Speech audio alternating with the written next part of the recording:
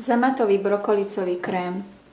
Pre 4 osoby potrebujeme 700 g brokolice, buď mrazenej alebo čerstvej, zeleninový vývar, tak 8 deci, 20 dk syru ricotta, alebo nejaký taký biely, ja som dala kozí syr, taký mäkký, taký jemný.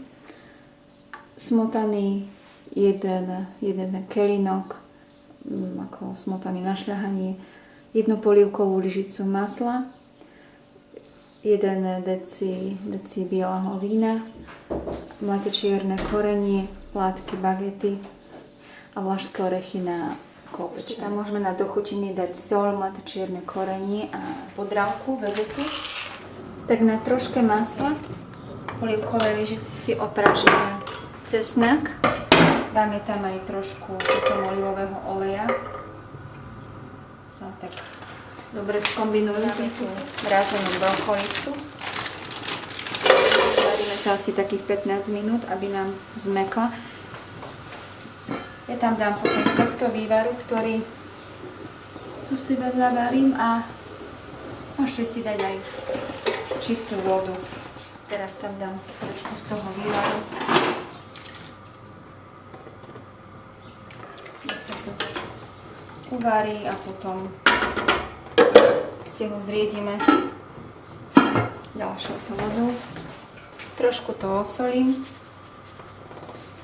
Dám tam ešte trochu vegety a na konci môžeme dať len takú trošku muškatového oriešku na zjemnenie. Pozrieme si tú brokolicu, už sa nám uvarila. Asi rozmixujeme ponorným mixerom a potom tam vlejeme tú smotanú s tým syrom. Sme si dali opražiť rožky. Pokrájala som ich na kocky a bude sa s tým podávať. Teraz si to rozmixujeme. Pozrieme si, tú polievku je pekne rozmixovaná. Teraz si do nej vlejeme to víno, aby sa nám ešte vyparilo. Syr. Ak chcete, môžete si tento syr nechať aj na ozdobu, tomu opražnému rožku alebo bagate, a dáte si navrch. Ak máte dosť hustú tú polievku. Polievku si teraz necháme jemne zvrieť. Dochutíme si vegetou, soľou. Ja dávam ešte tak trošku práškového cukru, aby to bolo také chutnejšie. No a teraz si dochutíme tým maslom spomínaným a môžeme podávať. Ak chcete, môžete si tam dať muškatový oriešok alebo nejaké také iné koreniny, také typické, ale to stačí ten cesnak a ten syr. Dáme sa tu s tými opraženými vlašskými orieškami, ktoré sa opražia na teflónovej panvici a potom sa rozpočia mažiarikom.